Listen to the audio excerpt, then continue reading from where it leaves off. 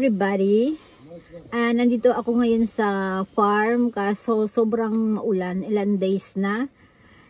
So nag-iisip ako na kung ano yung magagawa ko ngayong araw. Kasi ayoko naman masayang yung isang araw namin na pagpunta dito nang walang magagawa man lang.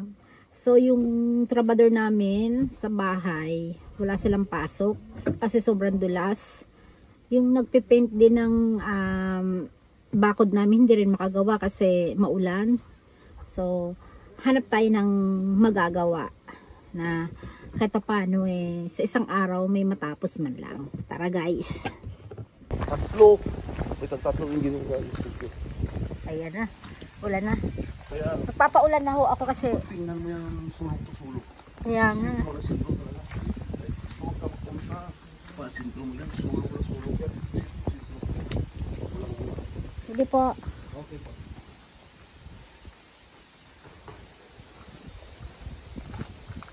Ulan. Bibivisit ko ulit. So ito nilalagyan na nila.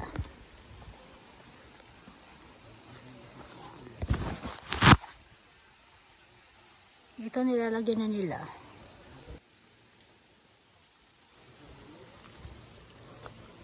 Wala ngayon trabaho kasi grabe ang ulan.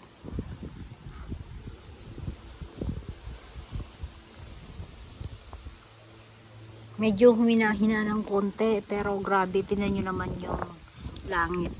Talaga namang ilang araw na kami hindi pinagbibigyan. Iko tayo. Ayan.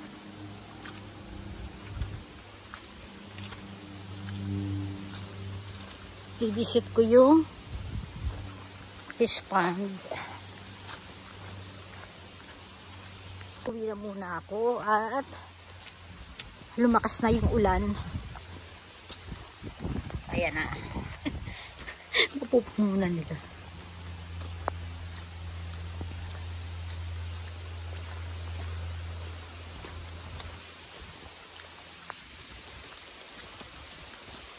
Ay nako. Basang-basa na ako. Sobrang lakas na ng ulan tuloy. Ayan.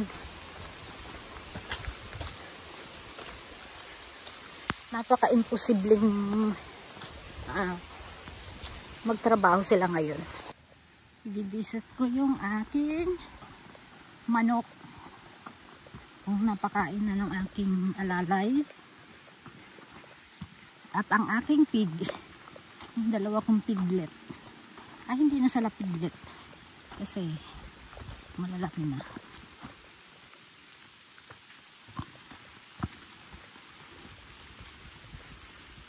Ayan yung ipipinturahan, hindi naman nila magawa. Ang dami pa namin kailangan gawin na stop. Kasi dito sa panahon. Hello chicken! Hello my love! Are you okay? Ay chicken ko.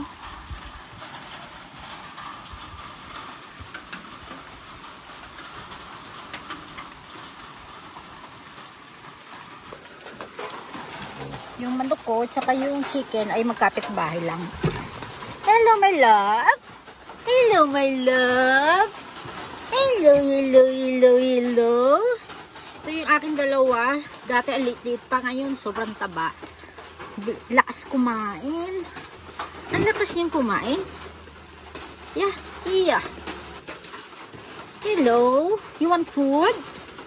Yeah. Tignan mo naman yung belly mo. Ang laki-laki.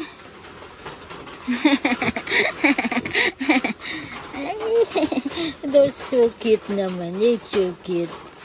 Ang sweet nila. Hindi na sila natatakot. Abay, nagugutom.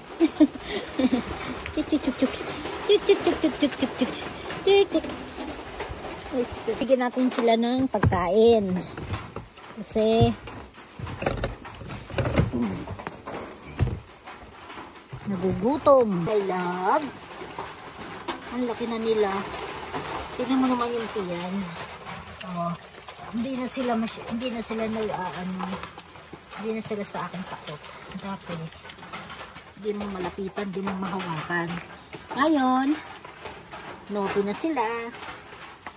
Hello, naughty, naughty, naughty. Ayan, tingnan mo naman yung mga nila. Oops! Huwag kayo mag-away. Mag-aaway sila sa pagkain. Marami kayong pagkain. No? Ang tinanim ko, buhay na siya. Ayan. Makikita mo. Yung green. Kaso, nung nalagyan ng bakod, parang hindi siya maganda. Kaya ang gagawin namin, ito, ililipat namin sa labas. Dito, pag natapos yung pinturahan to, diyan namin ilalagay, ihilera namin pag ganun. At kahit pa paano maulan naman, kaya hindi naman sila mamamatay kahit palipat-lipat. Ayan ang panahon ngayon, Diyos mio, Lord.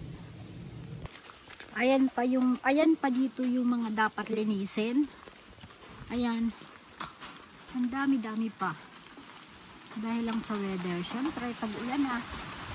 Wala tayong magagawa.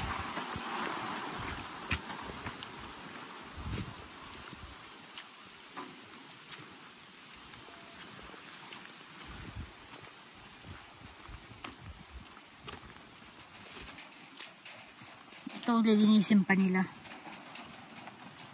Dami.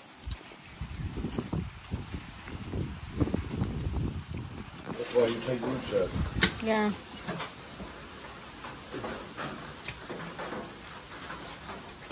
Napasok.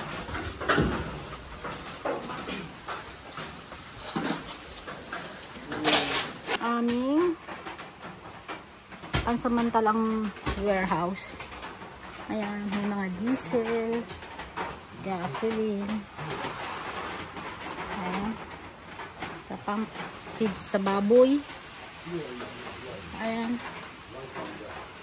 Ayan. Si husband kasi gusto niya maayos na maayos at yung mga gamit kailangan nasa iniingatan. Kaya iniisip namin kung paano. Kumbaga maayos na yung tapos na siguro ng tag-ulan. Pero siya, ayan, kompleto kami ng gamit. Pero dapat ingatan. Kasi kung hindi, naku po, magagalit. Tama naman kasi siyempre, pag ginagastusan, kailangan din kahit paano ingatan. Kahit ang mga pala, kailangan malinis yan. Kahit ito. Yan.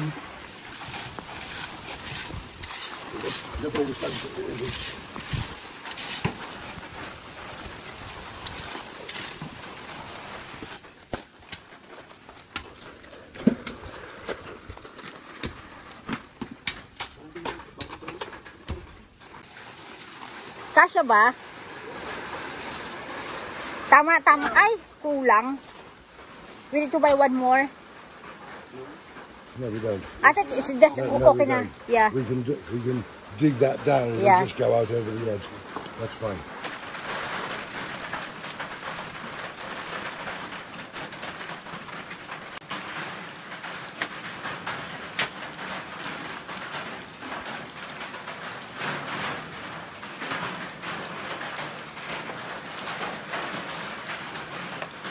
Kuha kami ng drainage kasi pumapasok doon yung tubig.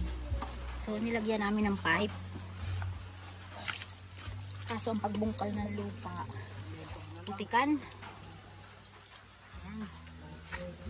At least sa isang araw may pakipakinabang na natapos. Pakipakinabang kahit putikan. Ayan, yan. Yeah. Yan. Hindi ka napapasukin ng at least sa isang araw may mga nagawa kami kahit naulan. Ayan, talagang si husband. Rain or shine. Mahilig siyang mag-tingting. Gagawin. Okay lang sa kanya yung ulan-ulan. Yes, maghuhugas na ako ng... Ha? Yeah. Ang puti.